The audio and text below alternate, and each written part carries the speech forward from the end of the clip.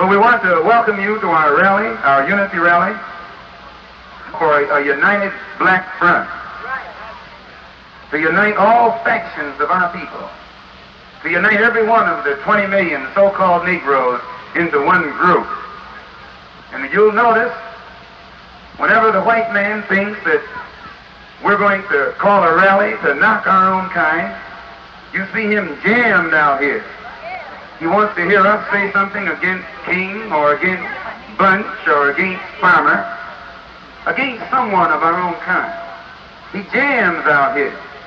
But when you call a rally for black people to unite, let's get together, you don't see too many white folks then.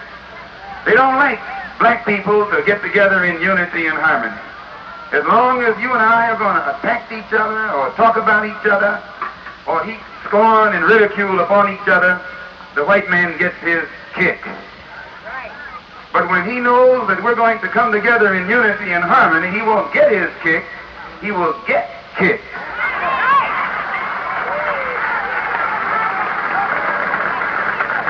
When you see you and I getting together, it is because we have begun to realize that we have a common enemy.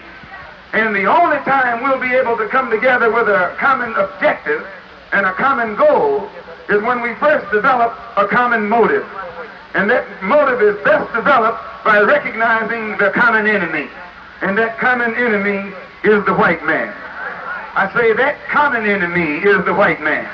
The white man is your enemy, whether you're a Baptist, whether you're a Methodist, whether you're a Episcopalian, or whether you're a Muslim, or whether you're a Mason, or whether you're an elk. If you find yourself running into opposition when you're looking for freedom, justice, and equality, or some kind of rights, you have to agree always the one who opposes your rights is the white man. Some old blue-eyed, blonde-haired, bad-smelling white man.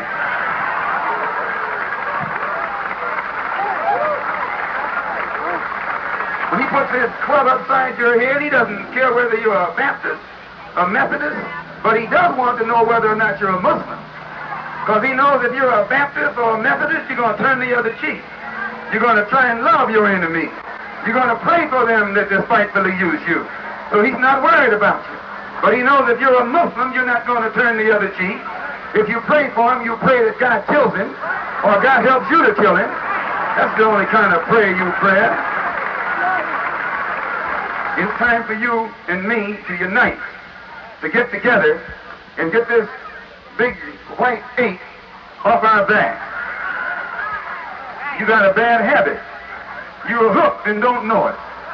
You got what's known as white disease. You think you can't get along without the white man. You think you can't get some clothes without the white man. You think you can't get a house without the white man. You think you can't even get a job without the white man. You're worse than a man who thinks he can't get along without heroin. You're worse than the man who thinks he can't get along without morphine. You're worse than the junkie. You're in worse shape than the junkie because the junkie only has a little monkey on his back and you're running around with a big white ape named Uncle Sam on your back. America is faced with her worst domestic crisis since the Civil War, or since the Revolutionary War. For America now faces a race war.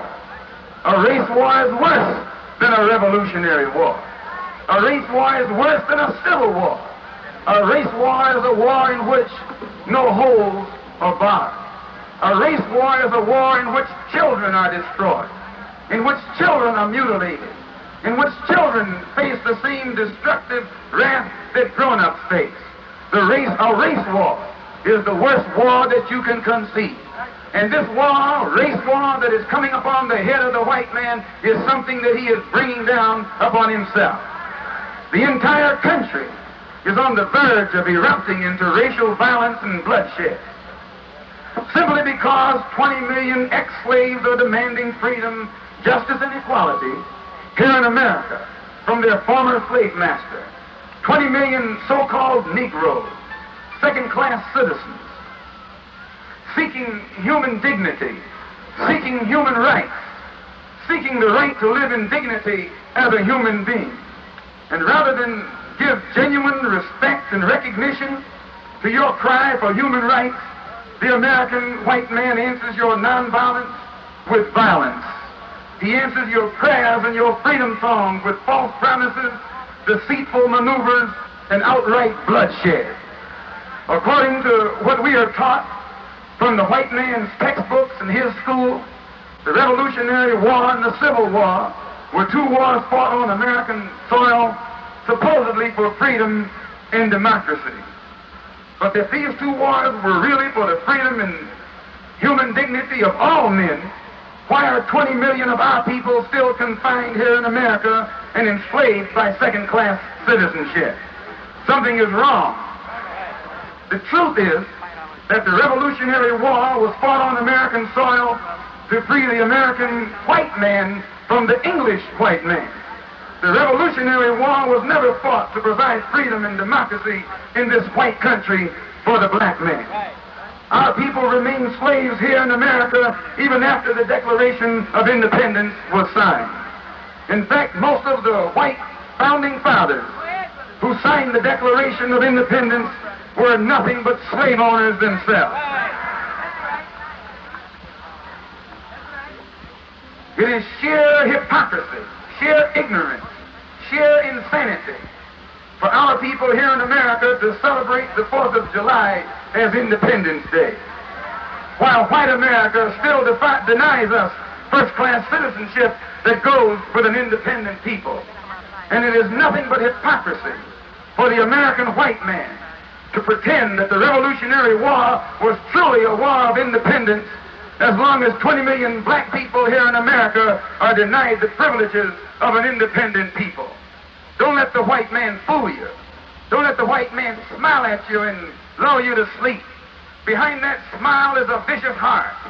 Behind those teeth is an animal-like beast who doesn't have it within him to want for you what he wants for himself and his own kind. Don't let that man fool you.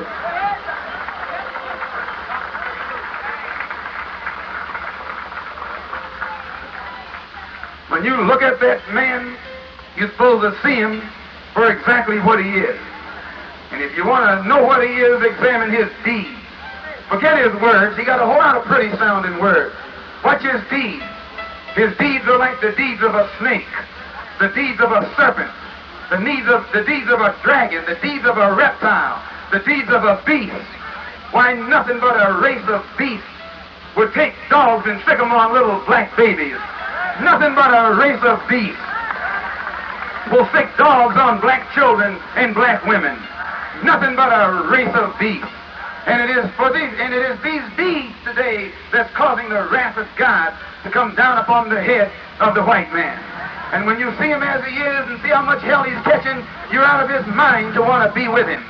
You're out of your mind to want to integrate with him. And you're really out of your mind if you take time to forgive him and ask God to have mercy on him. No, ask God to judge him. Ask God to do unto him as he has done unto you.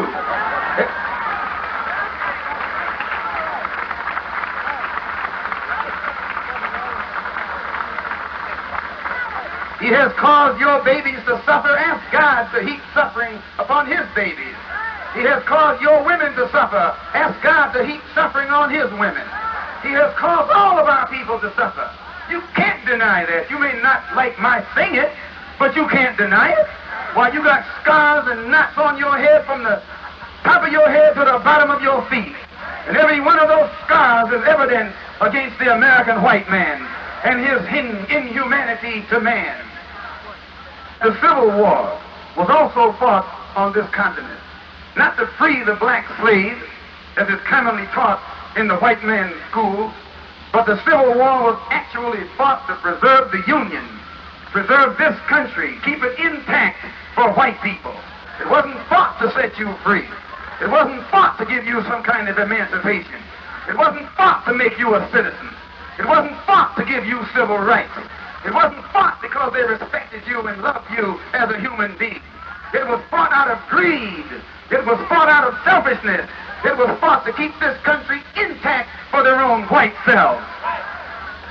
In essence, this only means that the American white man fought the Revolutionary War to get this country for himself. And he then fought the Civil War to keep this country intact for himself. And today, he will now fight a race war to keep from having to share this white country on an equal basis with anyone else but his white self, especially on an equal basis with his 20 million former slaves. So again I ask, where will all of these demonstrations end? And who dares to say that our people are not justified by demonstrating their resentment over the injustice and mistreatment that our people have suffered these 400 years at the hands of this cruel, inhuman American white man? We have nothing to lose but our chains. We have nothing to lose but the hell we experience every day living here in these rat-filled slums. You have to excuse me for being blunt speaking and frank talking. We don't care who likes it or not, as long as we know it's the truth. Much of what I say might sound bitter, but it's the truth. Right. Much of what I say might sound like it's stirring up trouble, but it's the truth. Right. Much of what I say might sound like it is hate, but it's the truth. And God has mentioned in the Bible, it's truth alone today that'll make you free. If you're afraid to tell the truth, why, you don't even deserve freedom. Just tell the truth. The best thing to put the white man to flight is truth. He can't take the truth. He can't stand the truth.